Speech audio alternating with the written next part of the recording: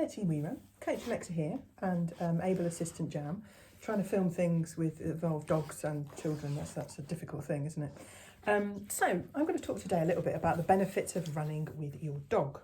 Here is the dog in question. Oh, she's just laid down on the floor, which is helpful because you can't see her on the camera at all. Let's see if I can get you to see her a little bit better. Yeah, lunatic dog down here. So let's talk a little bit about the benefits of running with your dog. Particularly weirdo like this one. So it really strengthens your bond. It really allows you to channel the energy of a dog that's got lots of energy going on in its life. So they might be quite prey driven, they might be quite reactive, and running with a dog is a really, really good way to channel that and kind of increase the bond that you have together. Yes, thank you very much, darling. Thank you. So most dogs can be able to start running with you somewhere between a year and 18 months old. Sorry, you've got dog bottom in frame now, dog bottom in frame. And that's because you need to make until they're skeletally mature in order to take them for a run. So that means that they've finished growing, basically. So this will take a bit longer for larger dogs. And it's useful to make sure that they have maybe been checked by a vet or something similar, so that they're okay to do that amount of training and go running with you. It's useful to have a proper harness. Jam, where is your proper harness? A proper harness to run them in. So you don't want any pressure on their neck. Lots of quite delicate structures in their neck. Yeah, I know, aren't there? Lots of delicate structures in their neck. So, you know, windpipe, arteries going up to their brains. So important stuff. So you don't want that to have any pressure on it. So a harness can mean that they're taking that into their shoulders, which is a lot, you know, like huskies would pull a sled like that way. So you're getting the sort of force of the running through a much better area of their body. So that's really, really useful. You're stood in front of my notes now. Thank you very much. And it's also useful to have a different type of lead. So this is a bungee lead, so it clips onto the dog's harness on this end. Is a waist bout that you can loop around yourself on the other end, and most importantly there's a bungee bit in the middle, so it's not all like a solid traditional type lead. Yeah, I know. And this means that if there's a little bit of start-stop, there's a little bit of give, and neither runner nor dog gets kind of wheeked about too much. It's useful to think about just gently training your dog to be used to these leads, to be used to running along with you. Come on then, come say hi. That'll be good. Good girl. To be used to running along with you, and to make sure that they kind of understand how to run alongside you. So that will take some good little kind of treats and rewards, you know, kind of positive feedback, so the dog knows what you're asking them to do, knows what they're supposed to do, and the harness and particularly the different lead can really help them to kind of tune into the fact that they're going running as opposed to going for a walk, which is a really nice way of doing it. Thank you very much, Jam. Thank you, Pup. So it's good to introduce a dog like you would introduce, or I would train up any human to do running gradually. So start with a little bit of a walk-run strategy. That works quite well with training them to get used to what Canicross and kind of running on this type of lead and harness is all about, and also to gradually build up their fitness. So dogs, like humans, are not born fit and raring to go straight away.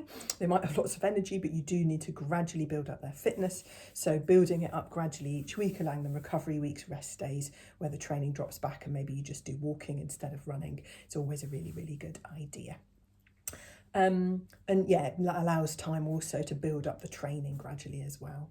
So it depends very much on where you might get to with your dogs running as to what breed they are, how old they are, etc. So if you've got a smaller dog, they might not be able to go as far, or one of the particularly larger breeds. It might be, come on, up we get. They want to see you, not me. Up we get. Good girl. So, you know, particularly large breeds like a St. Bernard, for example, or a Pyrenean mounted dog might not be able to run as far. And also dogs that are very active, like huskies, have very, very thick coats, so they might get too warm when you're running. So it's very careful that you've got to be very careful in terms of watching your dog, how hot it is, if it needs to stop for water, particularly in the summer. Dogs overheat way more quickly than we do, even the shorter coated breeds. So yeah, it depends very much on that, and also whether they're brachiophilic, which is more of the sort of squashed face breeds, less likely to want to go running with you because they don't have the nasal passages to be able to breathe as effectively as long-nosed breeds. In terms of feeding, if you're doing a huge amount of running with them, build up to that point, then it might be worth giving them a little bit of extra food on those running days, the same we would fuel our runs. You don't need to give them that much more. Beware of overfeeding, and make sure that you leave a couple of hours gap in between feeding them and taking out for a run, just to avoid any kind of bloat or gastro issues. And talking about that, dogs, again, much like humans, if you they can, a bit of running can bring on a bit of pooing. So, if they get the runs, that might just be because of the running, but if it's a continuous thing, definitely worth taking them to the vet. Making sure, sorry, she just wants a bum tickled now, and making sure that that gets looked into. Dogs tend to adapt to your pace over time. Again, you're just gradually kind of working with them on the training, rewarding them for running, just a little bit out of front of you, not hauling you along the road the whole time, which is something you have found difficult to grasp of, haven't you? So, it's important to use that positive reinforcement to get them to run at the pace that you want, and behave in the way with the amount of pressure on that bungee lead that you want them to have.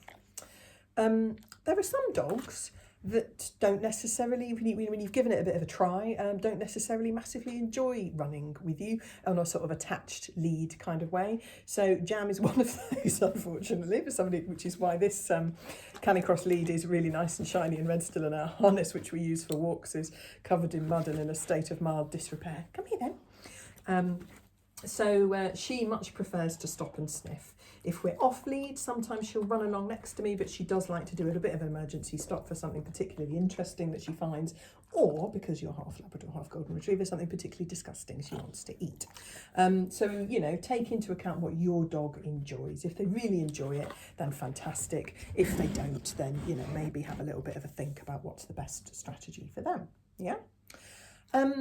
And, Canicross, kind of does also events as well. So, it is all about training to run with your dog with the harness on you and the waistband on you and the harness on your dog. But there's lots of events that they do around the country.